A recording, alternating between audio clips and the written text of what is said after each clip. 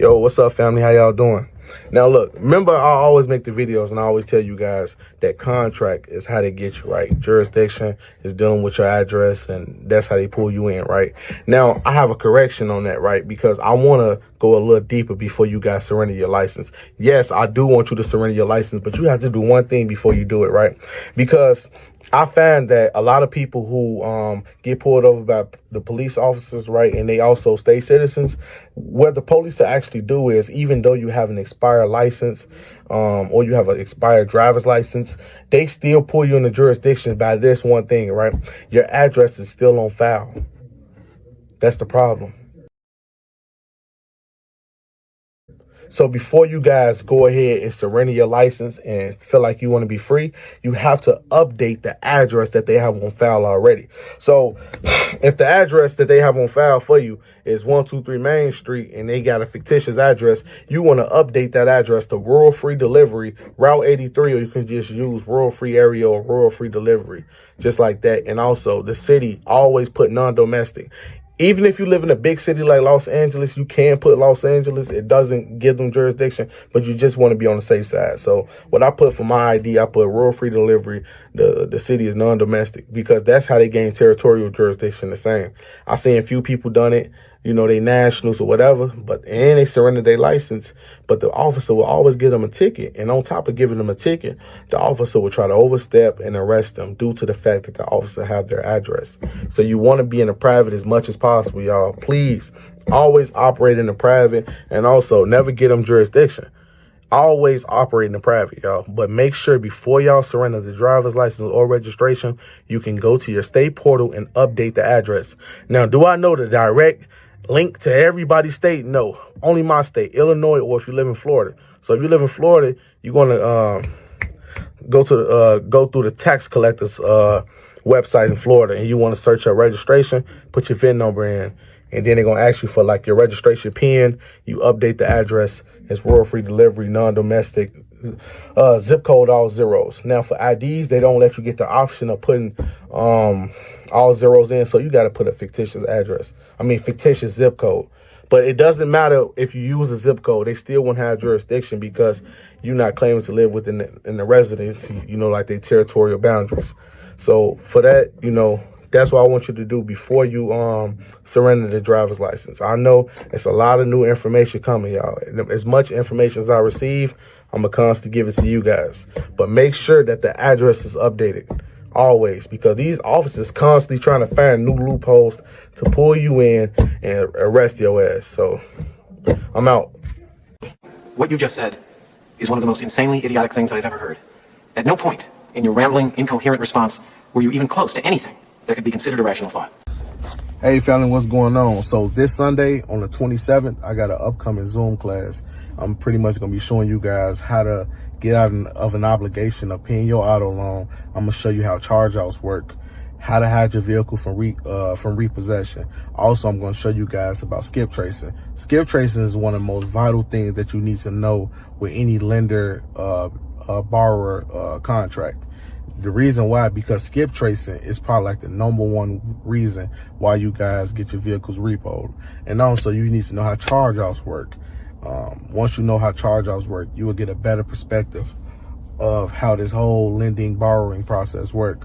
Also, if you guys have mortgages or any form of auto loans, we're going to discuss everything, because it's very important to know these type of things and knowing your options, because most, like 90% of your income go towards auto loans and mortgage payments for the average individual. Auto loans and mortgage payments or rent. And it's like so much of that money is being consumed while the bank's just flourishing, but you don't feel like there's any other alternatives other than to pay them. So I'm going to talk about all of that.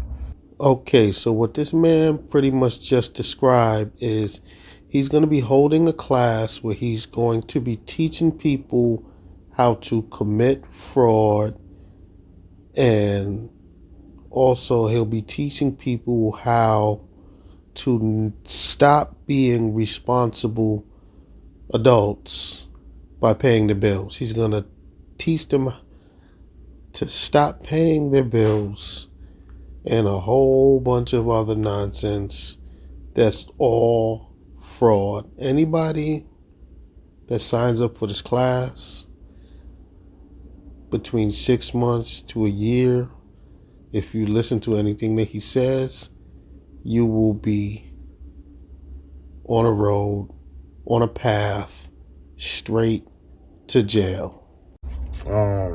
Another thing, right?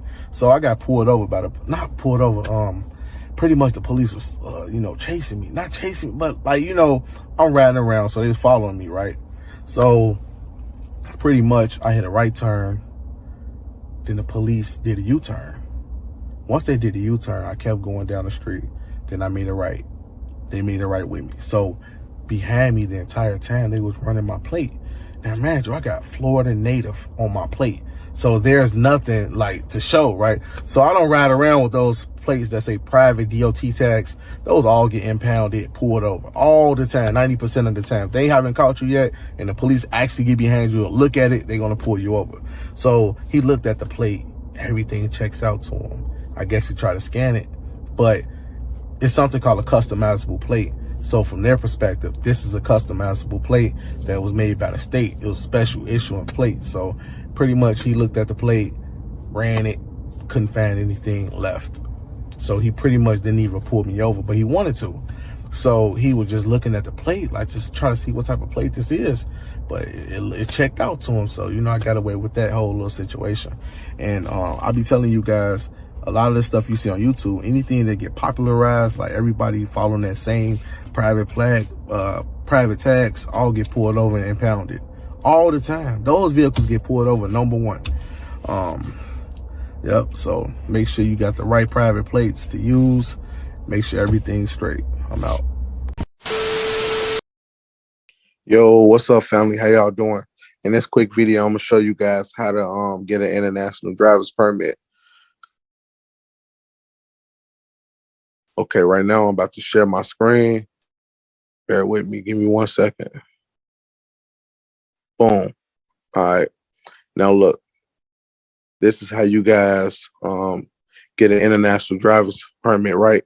You're going to go to, how I search it up is international driver's document. They located at Hollywood, Florida, right? So the first thing you're going to do when you get to the main page of the browser, let me close this out real quick. It's going to say drive a vehicle anywhere in the world.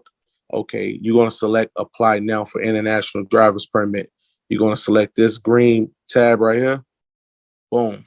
You're going to ask you like the application form. So now, this most important, right?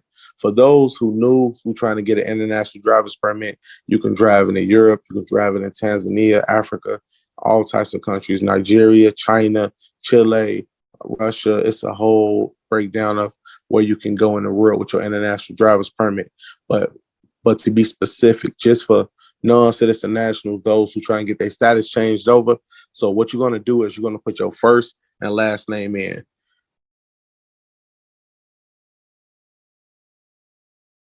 Now, this is your residence. Where do you actually live? You're going to put, give me 1 second. You're going to put rural, free delivery. When they ask you for city, make sure you put non-domestic,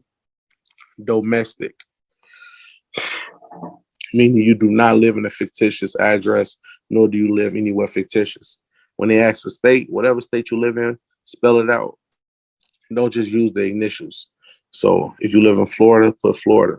Zip code, make sure you put all zeros. 1, 2, 3, 4, 5. They're going to ask you for whatever country you live in. Now, most of us are from the United States. The corporation is not a country. So just put United States. So you're going to scroll down. You're going to see United States. Now, this is why I consider this man a complete meathead. And anyone that follows him, they're also complete meatheads. He just put for address. First of all, he's applying for a quote-unquote international driver's license. Now, I'm sure this right here isn't real, this website that he's on, so you will not be it's not just that simple as far as filling out some simple form on the internet to get an international driver's license. But either way, as far as the address is concerned, he's telling you to put rural free delivery. non-domestic, zip code all zeros. Now, you're filling this application out online, which means your driver's license that you're trying to get will be mailed to you. How in the hell are you going to get this international driver's license if you just put in a fake address? Riddle me that.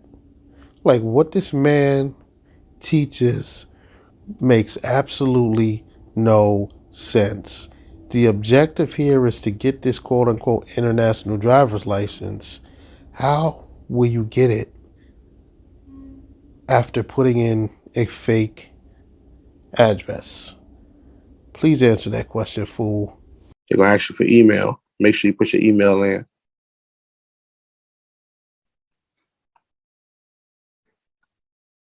Gender, eye color. Then you're going to put your date of birth. Whenever you was born. Country of birth. So we all from the United States of America Republic. So you're going to put just the United States. Put your height.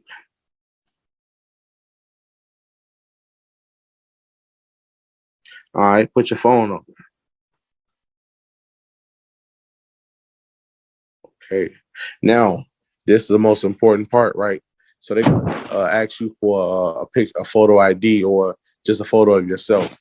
So upload a photo of your all white background. This is you, nothing else. So upload a photo of yourself, all white background, or just a face so they can see your head, neck, and shoulders and everything like that. Just like a normal fit.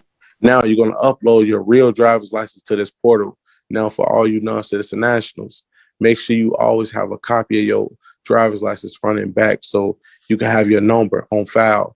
But make sure you surrender it when you go to the passport agency to apply, whether you go to the post office or the courthouse. Make sure that your driver's license is surrendered. They're going to ask you for the picture of your driver's license from the front. Then they ask you for the back of your driver's license. So make sure you have that. It's going to also ask you for a signature photo. Make sure it's in a blank background again. They always ask for 2 photos just so they can pick whichever one they're going to use on your international driver's license. Then at the bottom, you're going to write your signature. How would you sign it? Just like you would a state driver's license. Then you select, I accept these conditions. Then you go to next. Then they're going to ask you, pick whichever one you want. You can have your international driver's license for 1 year. You can have it for 2 years, or you can have it for 3 years. I select the longest term, which is 3 years for $69.99, and select that.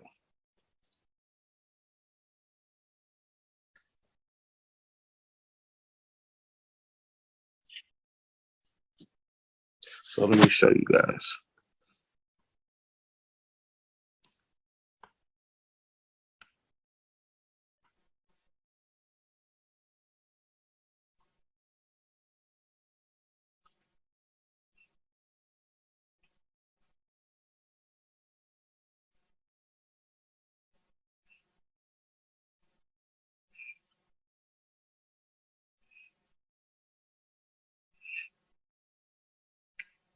Okay, you can select USPS, it's free for 6 to 10 days, or you can do FedEx Express 3 to 4 days for $15, or you can do FedEx overnight 2 to 3 days, $35.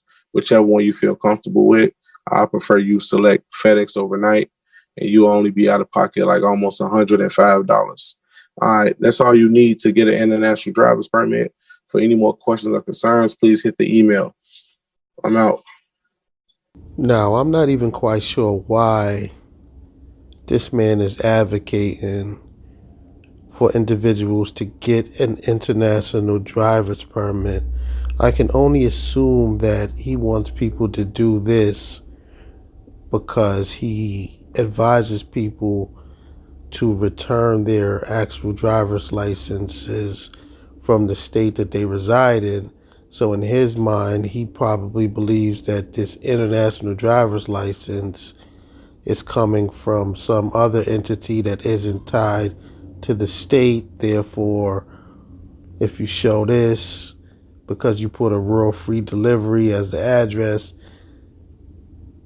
I'm sure he thinks that the police or the government won't have jurisdiction if they show this international driver's permit. The only problem is you put a fake address, so you will never actually even receive this international driver's permit.